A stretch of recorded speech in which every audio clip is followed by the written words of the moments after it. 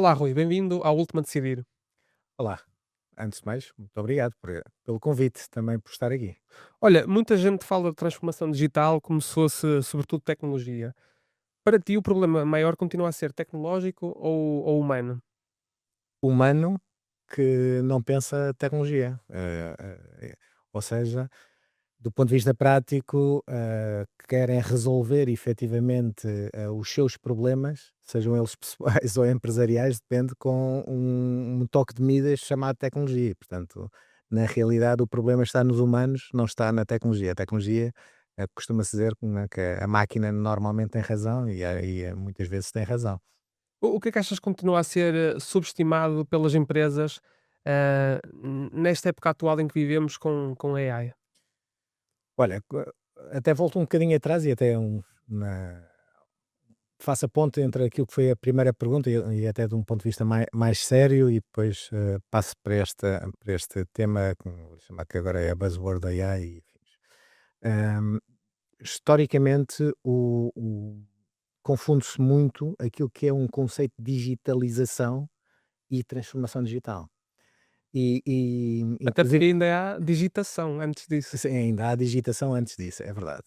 E, e até temos a Secretaria de Estado da Digitalização, que eu cada vez que ouço, e depois temos o Ministro da Reforma, mas a digitalização não é verdadeiramente reforma. E portanto, digitalização, só para dar aqui um bocadinho a definição, eu não estou a mudar nada, apenas e só estou a despejar tecnologia. Na realidade, estou a colocar tecnologia naquela atividade e não mudo a lógica. E a transformação digital é, de uma forma também resumida, se a minha empresa começasse hoje, com a tecnologia de hoje, como é que eu montaria a empresa?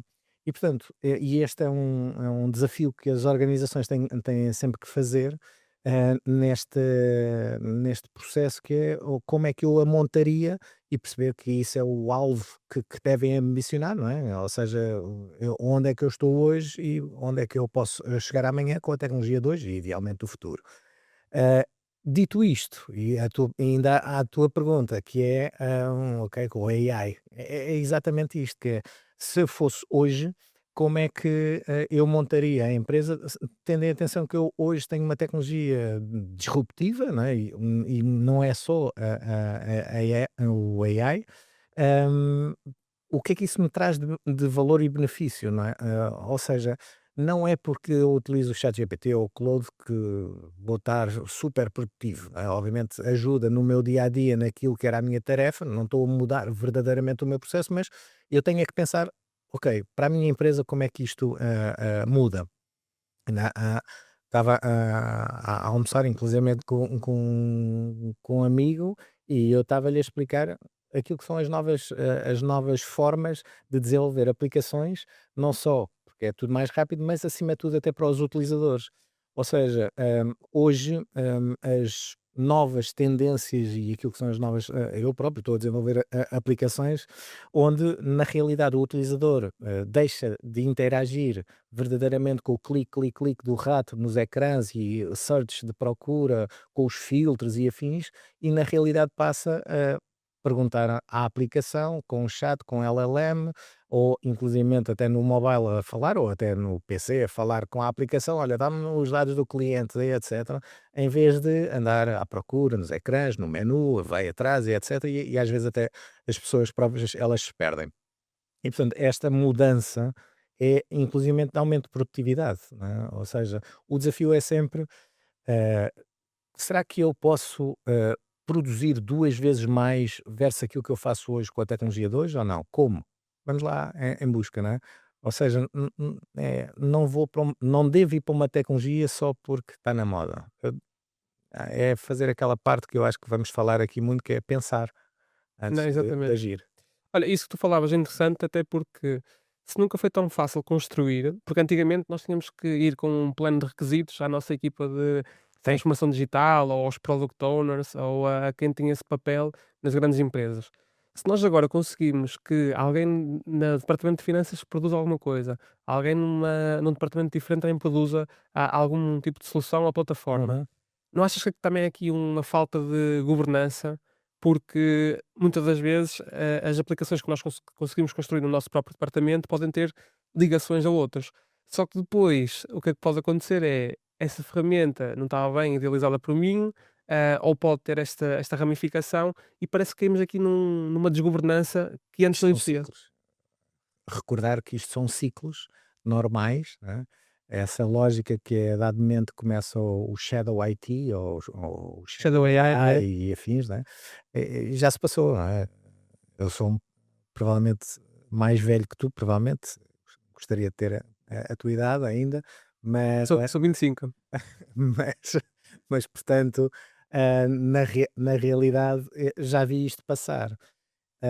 Ou seja, quando ainda vou-lhe chamar, ainda sou do tempo dos cartões perfurados, não é? Ainda apanhei Exato. os últimos restícios dos cartões perfurados e depois do PC normal, das aplicações cliente-servidor e afins, das bases de dados relacionais normais, hum, e isto foi acontecendo sempre, não é? E as coisas só se resolvem se efetivamente existir liderança e regras, tal como um Estado, não é? Ou seja, num Estado ou numa empresa, ou eu tenho regras e defino quais é que são as políticas, e acima de tudo não devo bloquear, obviamente, aquilo que é todo o processo, até de inovação rápida, tentativa e erro, mas acima de tudo eu tenho que ter regras.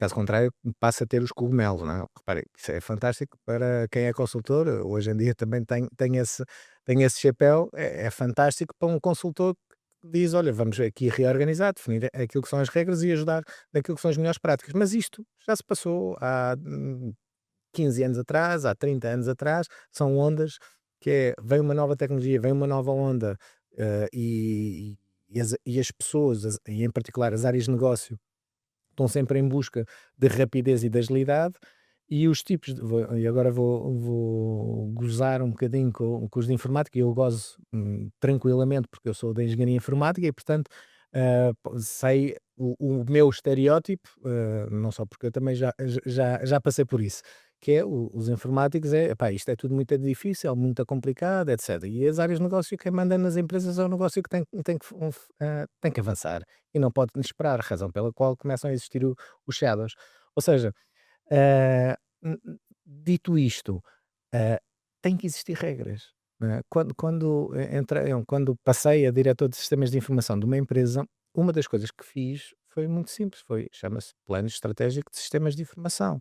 Hoje em dia, chamem-lhe Plano Estratégico de Transformação Digital, o que quer que seja, é indiferente. Mas para todos os efeitos, foram definidos um conjunto de regras, quais é que eram as autonomias das próprias áreas de negócio, eh, mas havia coisas essenciais, que é dados únicos, eh, um core do ponto de vista técnico e do negócio da organização, que tinha que ter regras. Hoje em dia, do ponto de vista de segurança, também tem que ter regras para a coisa funcionar. Caso contrário, os cogumelos começam a existir e ninguém tem mão. Essa questão é interessante, ou seja, porque na prática muita gente, ainda apelida esta nova alteração ou esta nova tendência como mais uma ferramenta, ou seja, a AI pode ser quase considerado como uma calculadora, é uma ferramenta. Aqui a questão é, antigamente já havia isto e tu és desse tempo, mas não achas que o ciclo é mais acelerado agora? Sim, claro. Enquanto antigamente era mais, difícil para as pessoas apanharem a onda e começarem a utilizar, neste momento é tão rápido. É o grau de maturidade da tecnologia, não é? Ou seja, nós vivemos, tempos exponenciais do ponto de vista de velocidade, não é? Até me assusta daqui a uns anos como é que vai ser a Sim, adoção de para novas ferramentas. eu costumo brincar que portanto, nós temos uma curva exponencial, e aquele clique, que fez o boost da curva, é o 2007, né, que é o aparecimento do iPhone, e do touch e da mobilidade. Acima de tudo, o mundo passou a funcionar em tempo real, porque a qualquer momento qualquer pessoa tinha a informação e ia produzir informação na palma da mão, e portanto, mas aí era a parte ainda inicial da curva. E as coisas, e a tecnologia, a partir daí, também ela própria passou a ser muito mais madura, não é? Basta ver para o ChatGPT, não é? Novembro de 2022 ou 23, já não me recordo,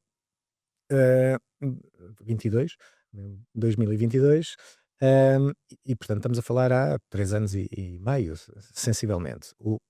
Do ponto de vista prático, aquela tecnologia do ChatGPT, ela, andava no técnico em 96 a programar redes neuronais, que é uma das bases daquilo que está nos só que a maturidade daquilo estava nas calendas, não é? Aquilo que hoje temos é que as tecnologias, mesmo este tipo de tecnologias disruptivas, estão naquilo que é a capacidade de dar à minha avózinha, se fosse viva, uma interação, uma ferramenta em que ela falava com a tecnologia e ela estava a utilizar a inteligência artificial, não é?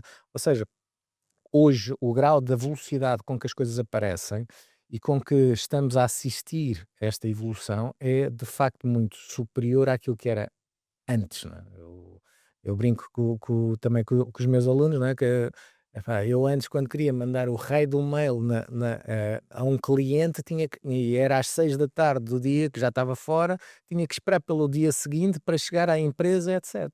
Hoje, a palma as coisas acontecem, ou seja, vivemos num mundo muito mais ligado, muito mais tempo real, e o grau de maturidade com que as aplicações saem e as plataformas saem é muito superior e, portanto, muito mais usáveis e muito mais estáveis, não é? Ou seja, antes o pessoal odiava os informáticos porque as aplicações estavam sempre a arrebentar, não é? Hoje em dia as coisas já não são assim e são muito mais user-friendly, né? Muito mais amigáveis e já não precisamos de ciclos de formação de três dias ou 3 meses para aprender aquela tecnologia ou utilizar aquela aplicação. As coisas têm que ser intuitivas, não é?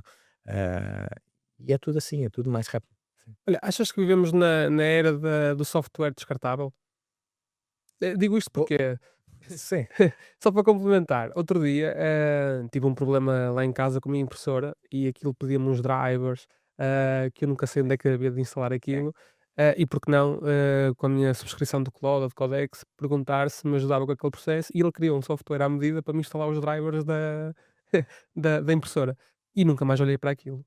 Eu imagino que antigamente, isto era algo impensável, alguém criar um software à medida para um determinado problema que nunca mais vai ter. certo. E repara, nessa perspectiva, sim, totalmente descartável, não é? Ou seja, esse é um exemplo prático, aquilo que estás a dizer, que é qualquer pessoa hoje pode efetivamente desenvolver uma aplicação, eh, não saber sequer um if then else, não saber sequer Exato. o que é um raio de um compilador, não é? O que é isso? E não precisa. Para todos os efeitos, um utilizador normal, acima de tudo, quer é resolver o seu problema. Há pouco estavas a falar de definição de requisitos, etc. O que é que um cliente, o que é que um utilizador quer? Quer o seu problema resolvido, quer um serviço. Se aquilo é feito na tecnologia A, na B ou na C, isso não interessa. A tecnologia não interessa. O que interessa é aquilo que fazemos com ela. E este dilema, às vezes, e eu ainda sou do tempo das guerras dos Linux e da Microsoft, era odiado e Deus, dependendo do lado em que estivéssemos, das guerras fratricidas do Java versus Microsoftianos e afins, isso é bullshit, não interessa. Não é? É a mesma coisa, eu sou de Sporting, está bem, tu se calhar és do Porto, ah, tudo bem, ok, porreiro, eu gosto mais do Sporting, porquê? Porque sim, porque sempre foi, e então? Ah, não interessa, ok. Resolve o teu problema de gostar de futebol, não é? Serve, Ou seja, estamos naquela era em realmente que para termos ali a emoção, não é? estamos na era em que a linguagem em que fazemos as nossas aplicações não é o mais importante, mas sim se resolve um problema ou não. Claro. E isso aí leva-me a outra questão que é, se todos nós agora conseguimos criar aplicações, não te preocupa por um lado a escalabilidade e a duração que estas aplicações possam ter, a longo prazo? Essa é a parte, repara, essa é a parte onde a diferenciação se faz, ok? Eu posso fazer uma aplicação para me resolver o meu problema, ok? Mas essa é também, quantas aplicações feitas por engenheiros, do ponto de vista de engenharia espetacular, e eu vi várias, espetaculares. E vi, nos tempos em que trabalhei numa multinacional em que estava já numa posição que me permitia estar na discussão de novas linhas de produtos futuros e afins, E numa das apresentações, acho que lá um engenhocas XPTO, não é? Um dos tipos, um dos gurus, disse: "Epá, temos isto e agora fizemos isto, mais aquela tecnologia, mais e eu fiz uma pergunta muito simples no final: "A quem é que vamos vender isto?" Exato, Ele não soube responder, porque a resposta dele foi: "Ah, mas isto é um produto espetacular." Está bem, e isso serve para quê? A quem é que precisa disso? Ou seja, indo à tua questão, que é, obviamente, desenvolver é muito rápido, não é? Mas, eu tenho que saber arquitetar. Para escalar, eu tenho que saber arquitetar. dirias que essa é a principal competência hoje em dia agora?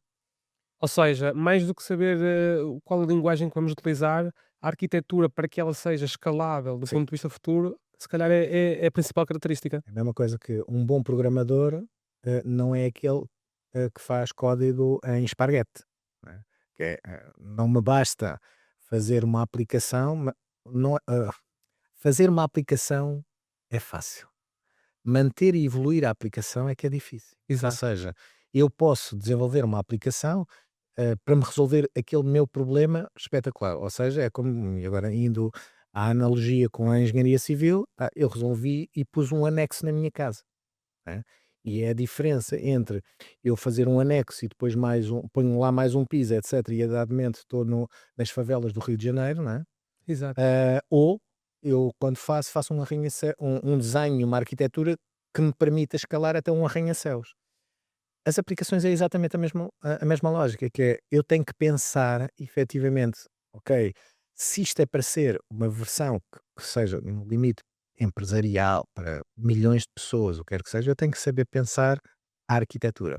E essa é uma parte importante, de saber arquitetar soluções e, ao mesmo tempo, saber, do ponto de vista de negócio, quem é que vai precisar daquilo, não é? Ou seja, eu tenho que desenvolver, para alguém, e se existe mercado ou não, não é? Do ponto de vista prático, ou existe negócio porque me garante a sustentabilidade da minha organização, ou não faz sentido. Está bem? exato. Não, aqui também é uma questão muito importante, é que antigamente nós até poderíamos pensar, quando digo nós, do ponto de vista, do interesse das empresas, pensar numa aplicação que poderia ter interesse, junto do nosso público-alvo e se calhar para a fazermos temos que gastar aqui alguns milhares de euros e esperar algum tempo para haver em produção e ter o tal, produto mínimo viável. Nós neste momento conseguimos ter isso muito mais cedo. Até tens quase num dia. Num dia, exatamente. Isto aqui é importante porque na prática, conseguimos logo testar e perceber se aquilo, resulta. Mas se nós conseguimos fazer isto e de uma forma tão rápida, a replicação também o que antes o software era uma vantagem competitiva, neste momento deixa de o ser. Porque tu tens que ter, por isso é que eu estava a comentar, que é, tu para continuares a ganhar vantagem competitiva e mercado, tu tens de estar sempre a correr, não é? Nós vivemos num mundo tecnologicamente esquizofrénico, ok?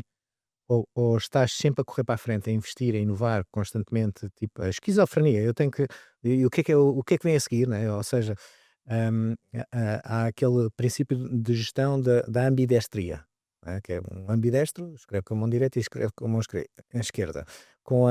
Do ponto de vista de gestão, eu tenho que andar sempre a olhar o que é que se vai passar, como é que a minha aplicação, o meu negócio, o que quer que seja, vai ser daqui a 2, 3, 4, 5 anos lá para a frente, mas ao mesmo tempo tenho que garantir o pãozinho do final do mês, dos pagamentos de salários hoje, né? Sim.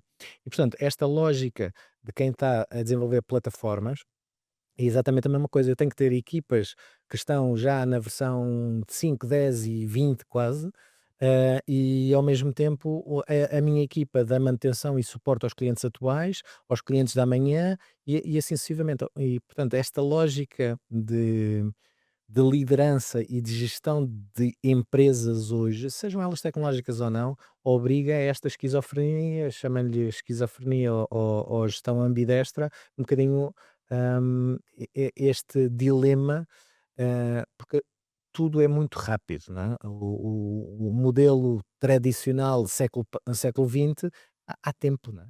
Eu invisto agora numa tecnologia, eu lembro-me perfeitamente, os tipos era, até nas fábricas, eu investia numa máquina, pá, isto agora tem vida até para os próximos 5 10 anos, tranquilo aqui nesta tecnologia.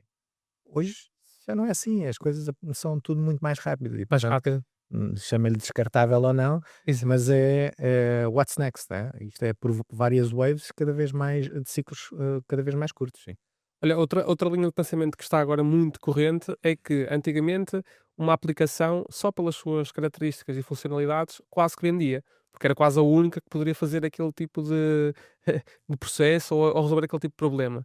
Se hoje temos mais software e mais plataformas e mais aplicações que na prática fazem o mesmo, tu achas que se calhar uma das grandes características do futuro será a distribuição e o marketing? Sempre. E, mais uma vez, eu posso ter um produto espetacular e que até para várias pessoas. Há pouco só estava a dizer só serve para mim, mas imagina, eu tenho um melhor produto para um determinado mercado, para um determinado setor, mais largo, mais curto, é indiferente. Mas se eu não tiver comunicação e capacidade de networking de rede, esquece, fiquei, fiquei. Claro. Portanto, por isso é que eu estava a comentar que é o negócio é que tem que liderar as empresas, nunca é a tecnologia. Eu por acaso tenho aqui uma tese sobre o futuro das marcas, e gostava até que me ajudasses aqui a complementar, que é, eu penso que no futuro, existem 3 grandes ingredientes que as marcas têm mesmo que assegurar. Primeiro é terem humanos no loop, porque a Uhum. tecnologia, se for irrelevante, mas ligada ao humano, Ainda. tem maior vantagem competitiva. Ainda, exato. A segunda questão são as parcerias e sinergias. Sim. Por exemplo, nós quando criamos uma aplicação como o DocuSign, que é uma Uhum. empresa cotada em bolsa, claro, ah, o mais importante não é a tecnologia, mas sim as parcerias locais com organismos públicos que lhes permite fazer aquele tipo de software funcionar. Hum. E terceiro, é o valor da marca, ou seja, nós podemos replicar o software de outra marca, de um Salesforce ou de um Dynamics, mas nós não temos o valor daquela marca. Tu achas que se faltam aqui características para o futuro das marcas nesta era em que produzir software já não é o mais importante? Eh, falta provavelmente a capacidade de ambição das próprias marcas. Ok? Muitos ora, já não basta ser grande, conhecido hoje. E a história tem muitos casos desses, e obviamente a história mais recente, os últimos 20 30 anos, tem vários casos. Há pouco falei do iPhone, mas o valor da marca Nokia, né, antes de 2007 era brutal, não é? Uma empresa gigante que inovava nos princípios do mercado e daquilo que supostamente os utilizadores precisavam na altura, não é? Em 6 anos desaparece a unidade de negócios de telemóveis da Nokia. Isto para dizer que, hum, falta, a lógica de ambição, ou disseste 3 pontos, parece-me que a parte de, ambição e não estar, Acomodado? acomodado, ok? Ou seja, a ambição de procurar estar constantemente, lá está, esquizofrenicamente, em busca do que é que o cliente quer hoje e o que é que o cliente vai ser amanhã, e no limite ter a capacidade e a humildade, que esse é um aspecto importante do ponto de vista da empresa, e é uma das minhas teorias, não é?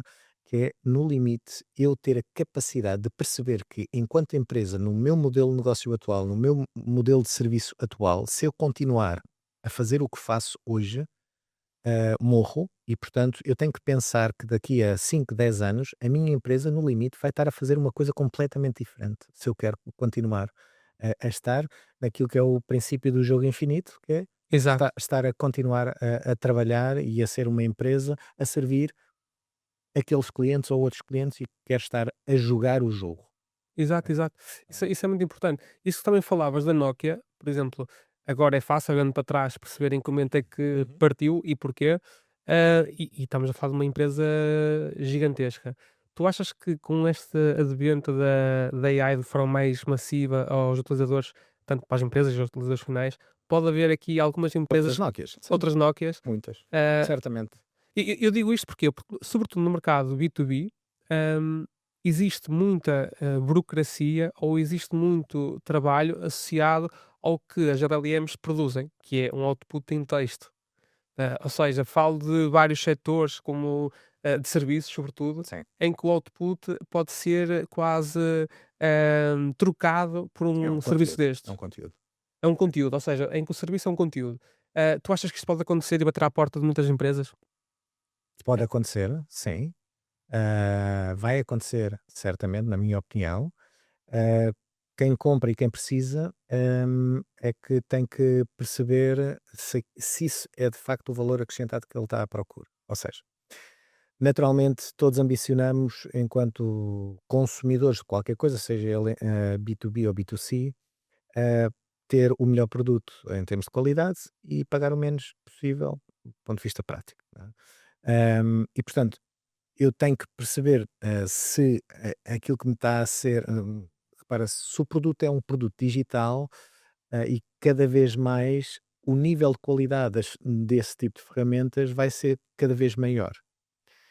E tendencialmente eu tenho que perceber, ok, também eu, se calhar, se eu consumo daquilo, se calhar também não me diferencio exatamente, quase direi, estar a consumir o que os meus concorrentes também consomem, se calhar, não me diferencio, né?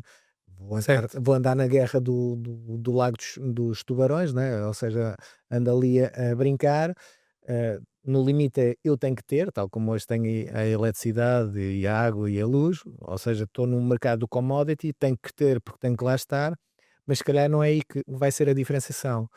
Mais uma vez eu tenho que pensar onde é que eu posso ser diferente. E no limite ainda posso ter que, pensar que determinados fatores humanos podem fazer diferença dependendo do mercado em que eu esteja, né.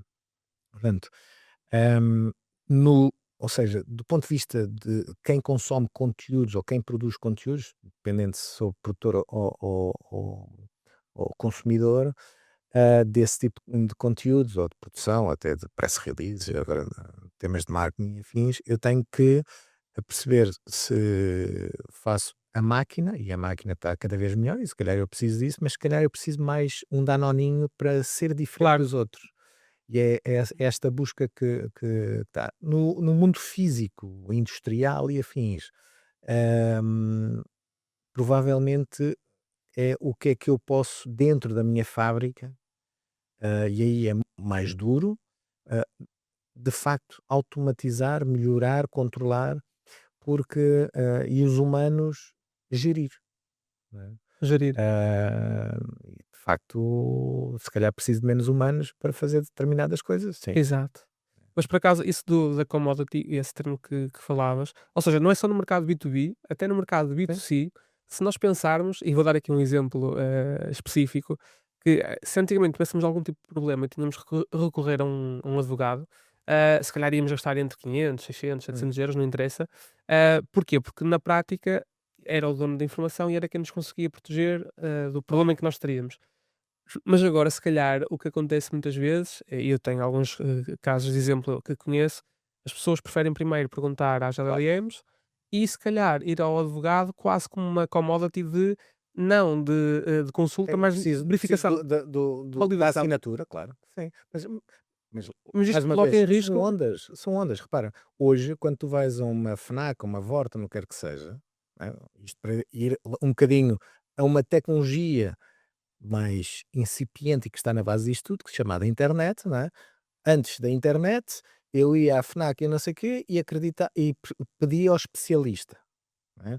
Aparece a internet, eu vou primeiro à internet e no limite, eu quando vou à loja já sei o que quero e discuto, e no limite até sei mais do que o vendedor que lá está.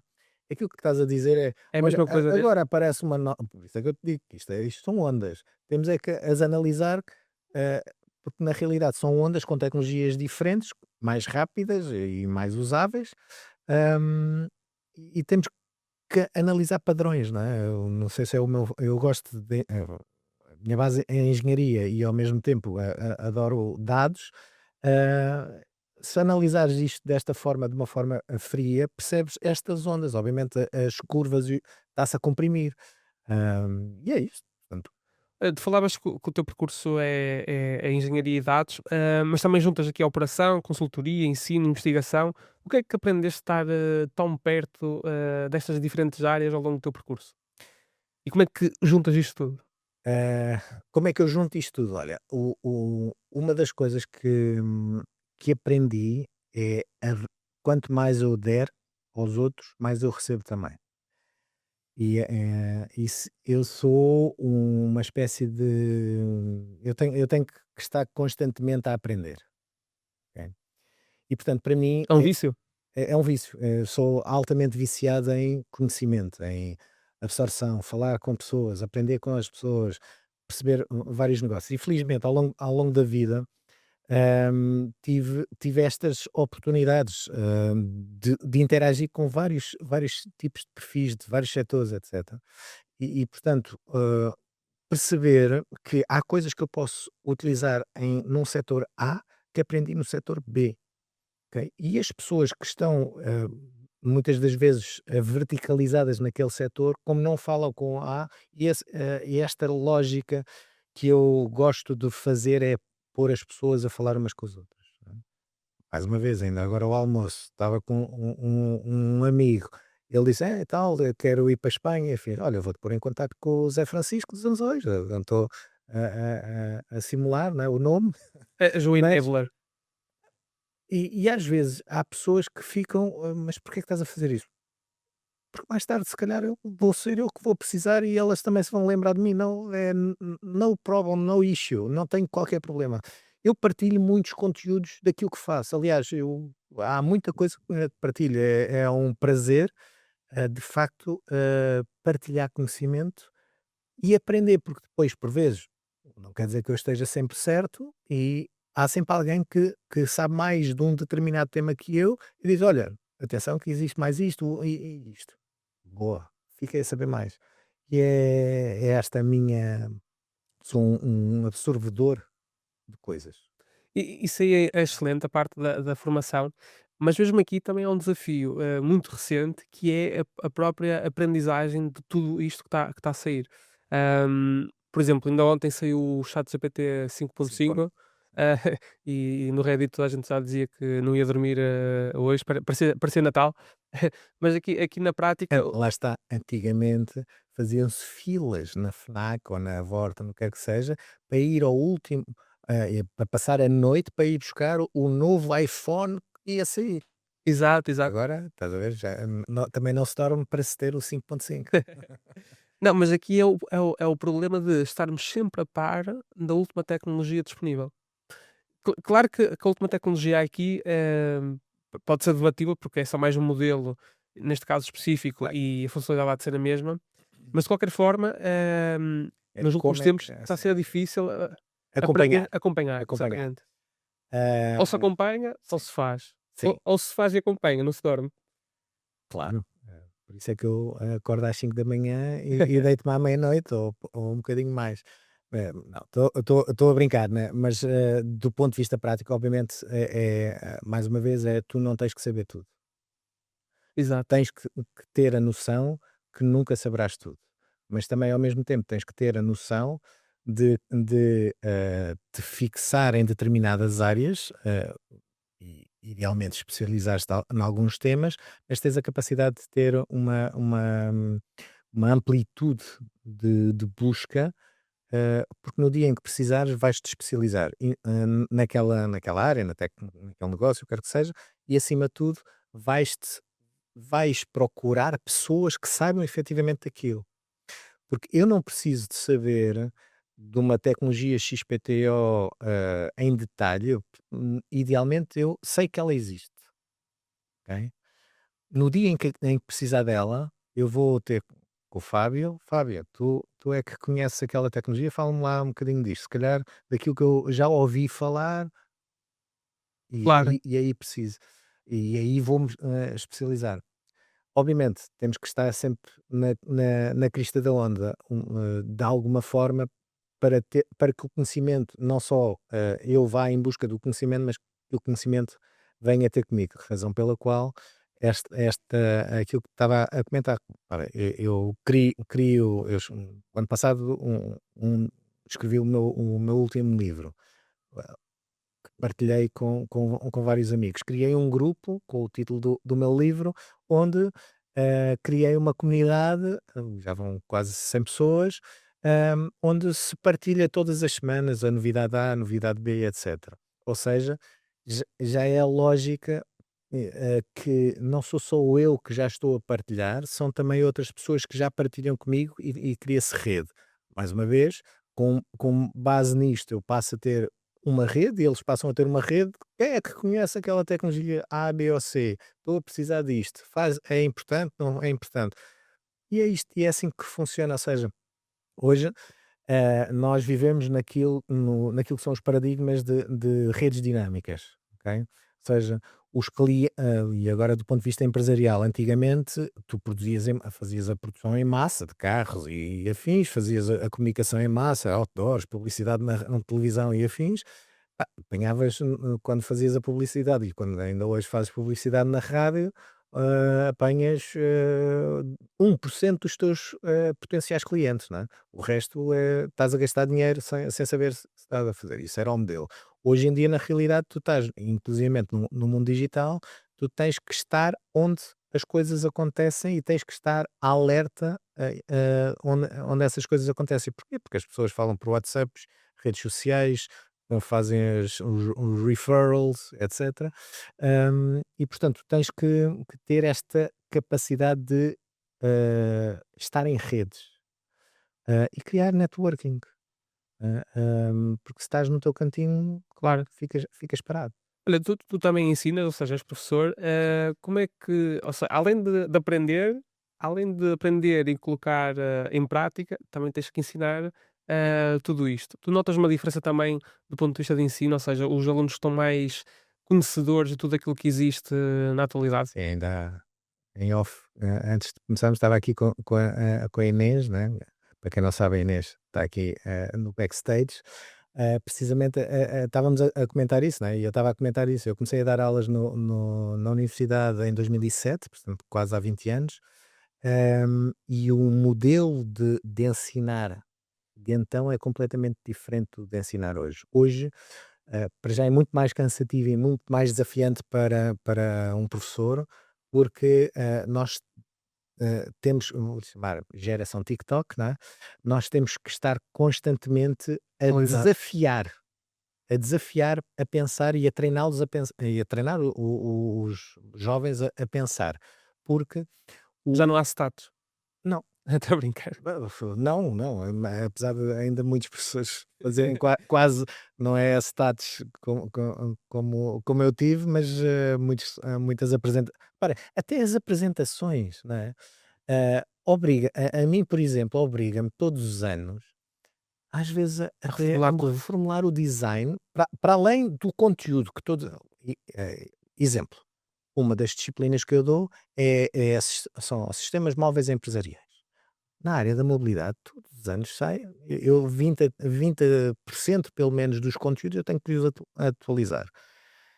E até o layout da apresentação, ai, tem que ser, vou-lhe chamar sexy, não, para quem está a ver. Ou seja, hoje, os meus slides das aulas têm que estar ao mesmo nível dos slides que eu faço quando estou a fazer apresentações a clientes empresariais.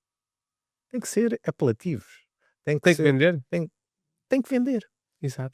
E ao mesmo tempo dar aulas, e agora voltando ao tema das aulas desta geração, nós temos que estar constantemente a desafiar, coloca a pergunta, não é? "Olha, até estás com o telemóvel, não estás? Então anda, faz lá, diz lá o que é que o ChatGPT, te diz Tu sobre isto". incentivas. Sim, sim, sim, sim. Não, quem não incentivar ou quem acha que vive no mundo do século passado, acho que, vai ficar no século passado.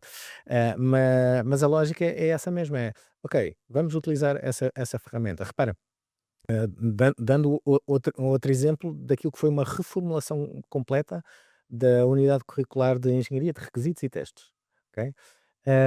Este ano foi completamente de raiz. Como? Olha, vamos estruturar requisitos como criei um conjunto de agentes no meu chat GPT, eram 8 agentes, cada um era o diretor de marketing, eu era o CEO da empresa, o único humano, os outros eram o diretor de marketing, o diretor de financeiro, etc. Exatamente naquilo que é um modelo de empresa, que uns tipo a defenderem-se dos outros, outros não gostavam dos outros, e eu como CEO precisava de uma aplicação única e integral, porque havia os tais shadow ITs ao longo da história da empresa.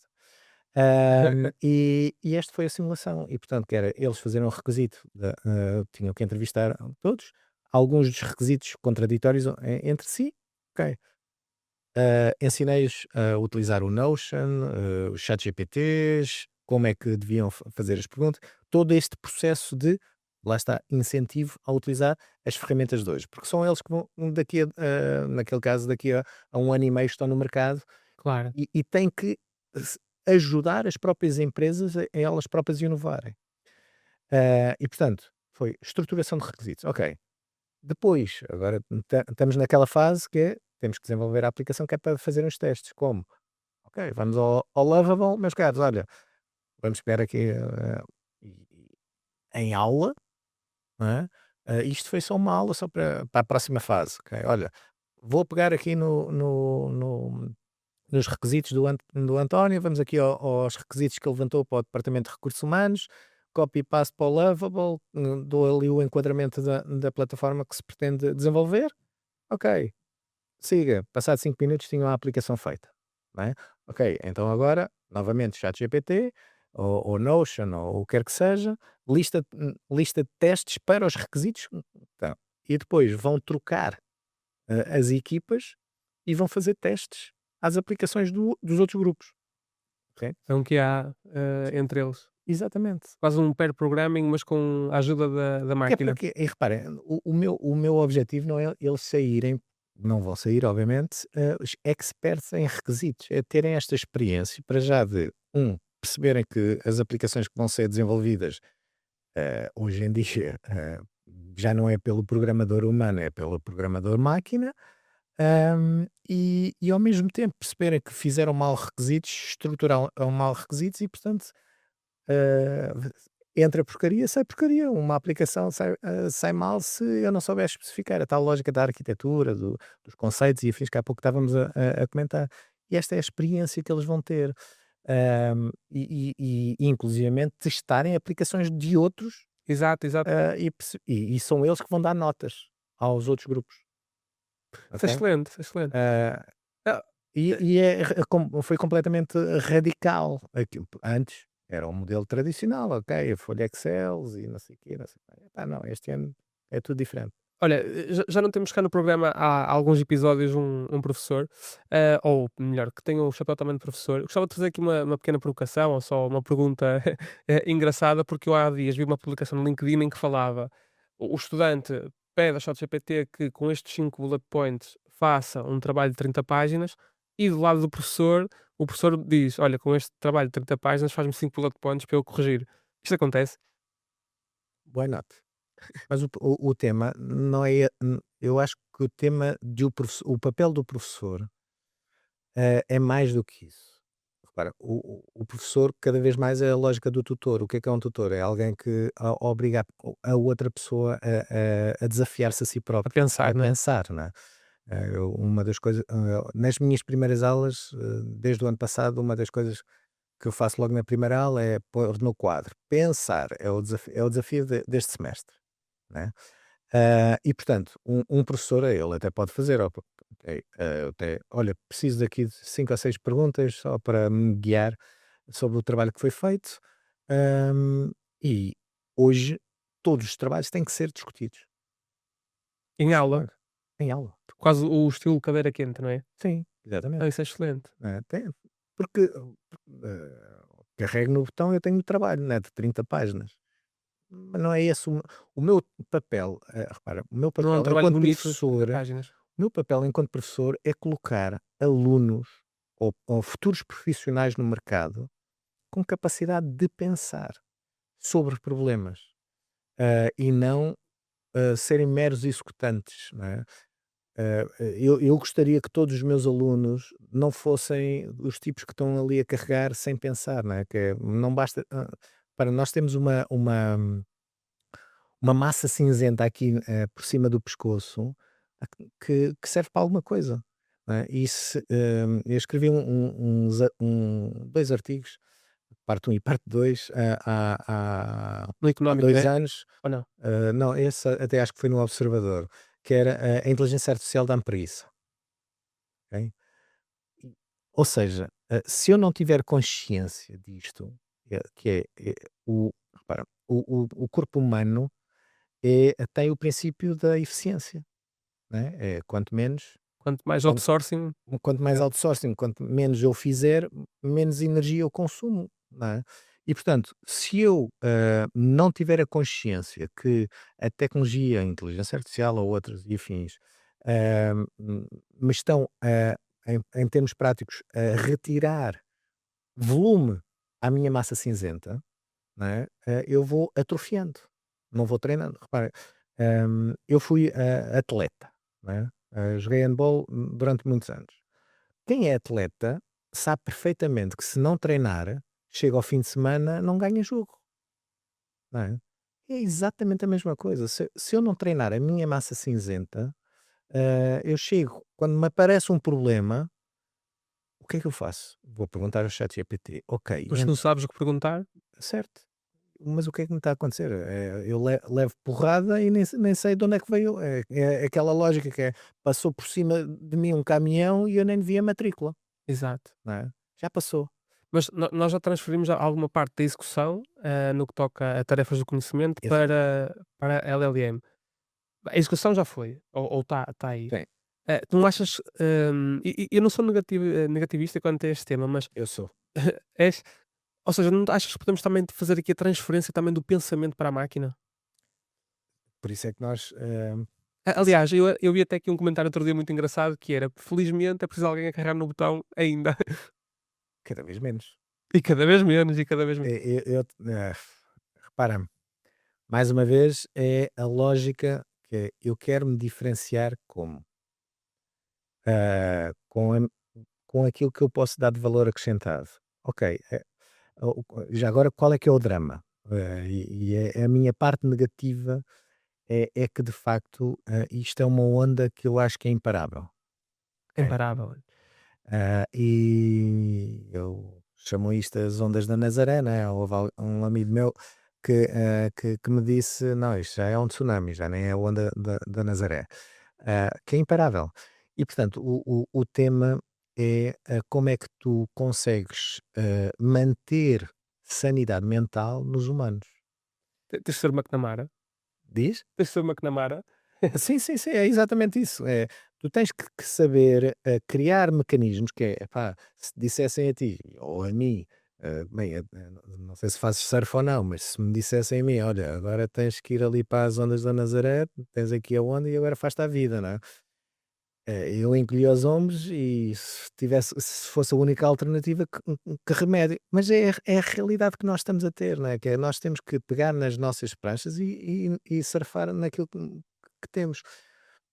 O meu pessimismo é que as massas, não é? A quantidade de pessoas que se vai, que se deixa ir, não é?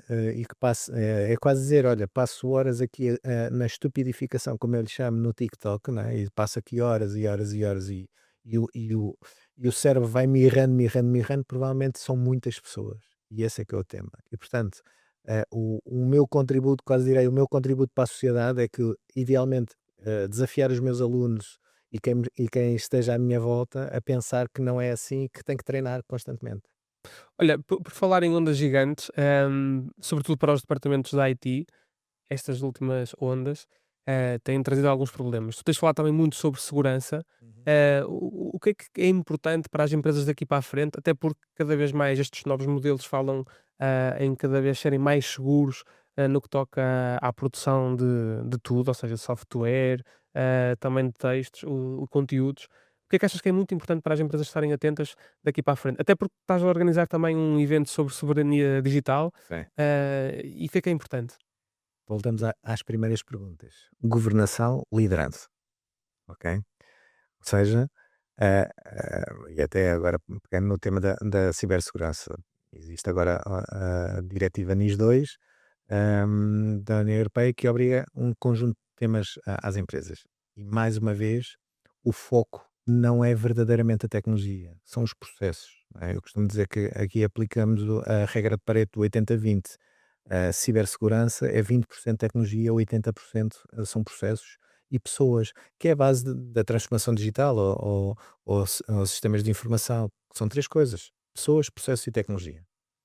Ah, e, portanto, quando nós falamos em soberania, cibersegurança e afins, nós estamos a falar essencialmente de pessoas e processos, porque a tecnologia já lá está, na maioria dos casos, no caso das empresas. Acima de tudo, temos que as organizar, temos que definir regras, ah, temos que saber aquilo que contamos e mais, temos que saber aquilo que são as nossas fragilidades.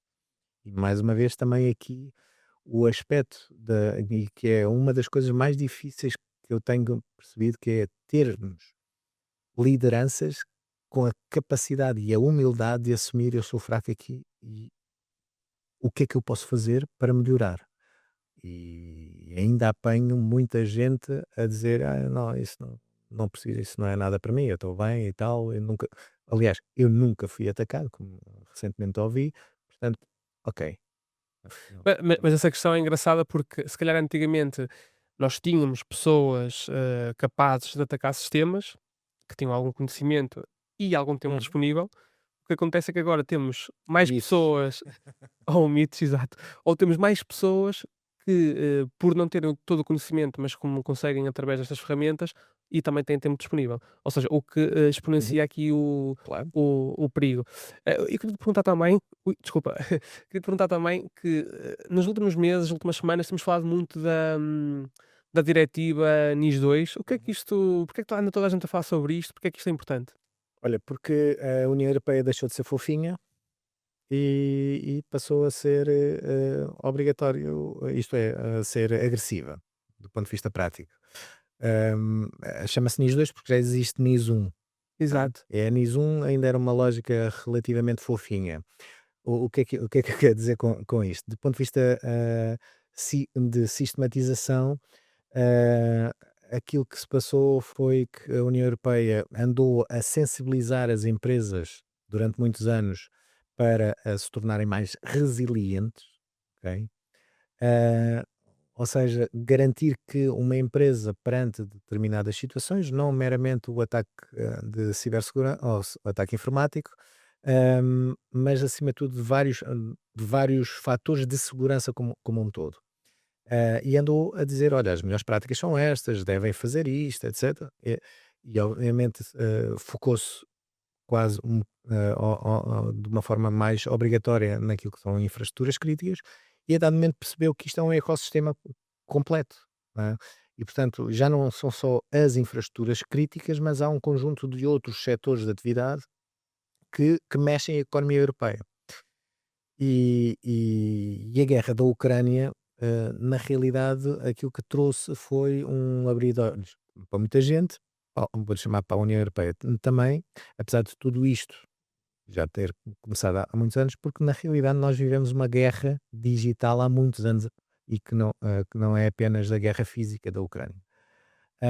E a União Europeia teve, e na União Europeia em particular, teve vários setores que pararam porque no limite alguém uma empresa de uma cadeia de abastecimento, é quase o tipo de parafuso do motor que sofreu um ataque, fez com que o motor daquele setor parasse como um todo. E portanto, aquilo que a União Europeia trouxe vou-lhe chamar de novidade é: meus caros, lideranças e governo das empresas, vocês são os responsáveis por toda a vossa cadeia de abastecimento. Ok? E portanto obrigou que quem quisesse jogar no monopólio que se chama União Europeia do ponto de vista de negócio, quem quiser fazer negócio, tal como no monopólio, sabe à partida de quais é que são as regras para estar. Caso contrário, sai fora. A lógica da União Europeia a este nível é claro, ou jogam estas regras e têm mecanismos, processos de resiliência das vossas empresas, que garanta para não contaminar todo o resto da economia, e portanto ou cumprem isto ou saem fora do mercado. Basicamente é isto que estamos a dizer. Do ponto de vista estruturado e formal, obviamente é um conjunto de boas práticas. Não estamos a falar de rocket science, não estamos a falar verdadeiramente de nada que é burocracia, nada disso. Estamos a falar daquilo que é boas práticas da gestão do século XXI, no E mundo digital. e nas empresas que acompanhas, ou no mercado, de uma forma geral, eh, as empresas estão a cumprir com estas boas práticas ou ainda estão Estão, muito longe? vou-lhe chamar, que estão efetivamente a acordar. Ainda apanho alguns casos de quem esteja contrariado, ou seja, vai para isto contrariado. Aquilo que eu espero honestamente é que este tipo de modelo de gestão seja, comece a pouco e pouco a ser encarado como um modelo perfeitamente normal. Ok. Ok? O standard. Repara, eh, foi em 2019, salvo erro, né? O RGPD. O pessoal odiou o RGPD e não sei o que mais. Hoje já ninguém ouve falar de RGPD porque já está embutido na maioria dos casos. Ou pelo menos a parte dos dados já está no ADN das empresas. Epá, temos que pelo menos garantir que isto está mais ou menos protegido. Não é? Já Isto está no cumprimos. léxico das Já, empresas, não é? já está. E portanto a esperança que eu tenho, e acho que é isso que vai acontecer, é que isto seja daqui a uns anos, NIS 2, ok, já, que venha a NIS 3, já é uma coisa banal. Fácil. Né? Até a própria AI nos permite, acoplar as tais boas práticas que a própria NIS 2, nos dá. Ou seja, é fácil também implementar, porque é mais fácil implementar. Aí ninho. Ou seja, o que é que quer dizer com isso? Não me basta ter o documento, eu tenho que ter as evidências que estou a cumprir. Ou seja, Certo, certo. eu até posso ir fazer uma política de segurança de informação, só para quase direi para auditor Ver, não é? ver, mas eu na realidade eu preciso das evidências e tenho que comprovar, não é? Se eu tiver de facto uma auditoria do CNCS ou até de um cliente sobre o qual eu sou obrigado a cumprir, tenho que ter as evidências que estou a fazer. Ou seja, a máquina tem que lá estar montada. Mas nunca foi tão fácil reportar essas evidências. Claro. Quase em tempo real. O mundo digital dá-nos aquilo que é espetacular, que se chama pegada digital, seja ele de uma pessoa ou de uma máquina, não é? Ou de uma Tais aplicação, não é? logs, não é? Tem tudo. Eu tenho é que garantir que o estou a ver, que o estou a monitorar, que o estou, que tenho a alarmística, que tenho ações de mitigação quando detecto alguma coisa, ou seja, eu tenho que ter proatividade.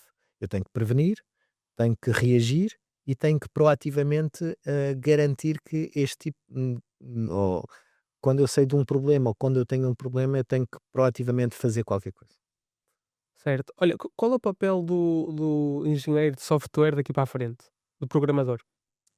Arquitetar e saber fazer perguntas. Mas isso também é possível por Do programador, assim, numa versão mais radical, está no desemprego. isso é uma posição, catastrófica da profissão. O programador não pensante, executante, sim. Oh, Esse pois, porque não é. isso delegamos à máquina, claro. Sim. Não me traz. Repara, qua- há mu- houve uma onda também de há muitos anos nós delegarmos fazemos outsourcing para a Índia, fins de Exato, equipamentos, exato. não é? Isso, hoje eu delego e faço o outsourcing para uma máquina. É exatamente a mesma coisa. O que é que eu na altura fazia? Lá está as ondas. Agora com tecnologia. ah, eu tenho que especificar, saber fazer perguntas e delego em alguém que, naquele caso, estava na Índia ou na China no outro lado, fazia o nearshore ou o que quer que seja, que especificava, o outro lado executava o que estava a escrever, é o que a máquina faz. E Sendo que, já agora, sim, sim. a máquina é mais inteligente que isso, porque ela faz-nos perguntas: "É mesmo isto que tu queres? Então e não podes fazer E dá assim?", 3 etcétera. soluções, E ainda a te ainda recomendada, me dá mais soluções, ou seja, é melhor do que esses outsourcings. fazes o plano e no final ainda podes perguntar: Sim. "Esqueci-me de alguma coisa?" E ele faz a É, revisão do plano. e o que é que eu posso fazer melhor? Que essa também já fiz. O que é que eu posso fazer, melhor aqui neste módulo? Exato. E olha, e as grandes equipas de software? Porque uma coisa é o papel do programador, outra coisa são equipas que eram enormes. Eu falo disto porquê? Porque há umas semanas atrás escrevi um artigo sobre isto, em que as equipas de software vão encolher, isso é inevitável. E eu não disse que as pessoas iam ser despedidas, eu disse é que as equipas vão encolher. Uhum. Porque na minha cabeça, a minha tese é que antigamente se podia fazer com 20 programadores numa grande empresa, não se podia fazer só com um numa PME. Ou uma média empresa. E agora, se calhar, com 1 ou 2 pessoas conseguimos fazer. Sim, Achas que vai haver aqui uma redistribuição das pessoas e mais empresas vão conseguir programar e fazer mais soluções sim, tecnológicas? sim, acho. Aliás, aí tenho a certeza que a autonomia e a aceleração vai ser grande. Ou seja, inclusivamente hei de organizar aí uma tertúlia precisamente que é como é que eu com pouco posso fazer muito. Ou seja, as, repara, toda e qualquer empresa de qualquer tamanho, da mais pequena até à maior, tem acesso globalmente à mesma tecnologia à distância de um clique. Não é? Ou seja, eu Nunca foi tão democrático, na né? cloud eu tenho acesso até à computação quântica, se quiser. Não é? Há dias estava a dizer isso a um amigo. Não conheces? Vais aí às clouds, às maiores clouds, até já podes programar qubits. Não é? Ainda estás num estágio de maturidade do ponto de vista de ferramenta de desenvolvimento, como era o Assembly no século Exato. passado. Mas já podes, já tens isso. À distância de um clique, já tens todo e qualquer. Ou seja, a pequena e média empresa diga: eu sou pequeno, não posso concorrer com o grande. Pode, tem exatamente a mesma tecnologia. Mais uma vez, voltamos ao tema. Não é a tecnologia que interessa é aquilo que eu faço com ela. E hoje, com estas novas ferramentas do ponto de vista de desenvolvimento, eu não preciso de um batalhão de 30 pessoas. Para eu antes, num projeto tecnológico, eu precisava de um cash-in de investimento brutal. Veio a cloud, democratizou isso. Não é? Foi a onda das startups. Hoje, é, eu não preciso de um batalhão de 30 developers para desenvolver a aplicação. No limite, tenho uma licença, 2 tipos a pensar na aplicação, ou uma subscrição dos softwares tipo Vibe Coding, está feito. Não é? Ou seja, o, o CAPEX de investimento de um projeto é absurdamente mais baixo. E com o resultado, e lá está, eu posso falhar rápido, ou testar rápido, e posso falhar e o meu custo é muito mais reduzido. Falhei, aprendi, bem à próxima. Ou seja, as empresas agora conseguem, acelerar os seus projetos de uma forma nunca antes vista. Se souberem gerir, sim. Olha, Rui, passamos agora para o cenário final, onde temos 2 cenários e uma decisão. Ui. Cenário A. Imagina que te chamam para liderar uma transformação digital de grande escala numa organização complexa. Ganhas orçamento, equipa e poder de execução sobre sistemas, processos e cultura, mas ficas mais preso a ciclos lentos, à política interna da empresa e a compromissos que te tiram liberdade intelectual. Cenário B. Ficas no teu percurso híbrido entre consultoria, academia, formação executiva e advisory. Preservas a tua independência e margem para escolher batalhas, mas perdes alavancagem sobre grandes máquinas e capacidade de transformar sistemas por dentro. Olha, essa é fácil de responder, honestamente, porque a primeira eu já a fiz, já passei por isso e achei que deveria passar por isso e adorei passar por isso e transformar efetivamente e ajudar a transformar, obviamente não fui o único, uma organização do ponto de vista digital e portanto por isso escolha a dois, que é a minha posição atual, portanto também já é fácil, que é aquela que eu tenho neste momento e acho que vai demorar e seria voltar a teria que ser uma coisa muito especial. Exato. Olha, eu acho que te mantens muito, muito certo a continuar com este caminho híbrido, que é o caminho que tens feito nos últimos anos. Rui, muito obrigado por esta Obrigado, conversa eu também. e foi um prazer falar contigo. Tá, obrigado.